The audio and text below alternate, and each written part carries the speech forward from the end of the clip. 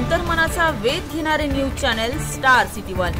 राज्यातील आणि देशातील राजकीय घडामोडी पाहण्यासाठी आणि इतरही बातम्या पाहण्यासाठी सबस्क्राइब करा स्टार सिटी वन। आणि भारतीय जनता पक्षाचे ज्येष्ठ नेते अमित भाई शाह यांचा दौरा आहे।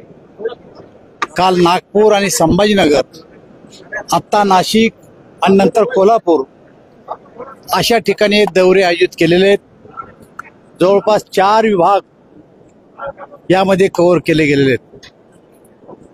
या 4ही ठिकाणी भारतीय जनता पक्षाचे जे काही कार्यकर्ते आहेत, प्रामुख्याने जिल्हा अध्यक्ष, जिल्ह्यातील पदाधिकारी, तालुक्यातील पदाधिकारी, आमदार आणि खासदार, जिल्ह्याच्या रचनेप्रमाणे जवळपास 800 ते 1000 कार्यकर्त्यांना एकत्र करून या विधानसभेच्या निवडणुकीमध्ये भारतीय जनता पक्ष आणि एनडीएचं सरकार आणण्याच्या दृष्टीनं मोदीजींनी मार्गदर्शन केलं आहे।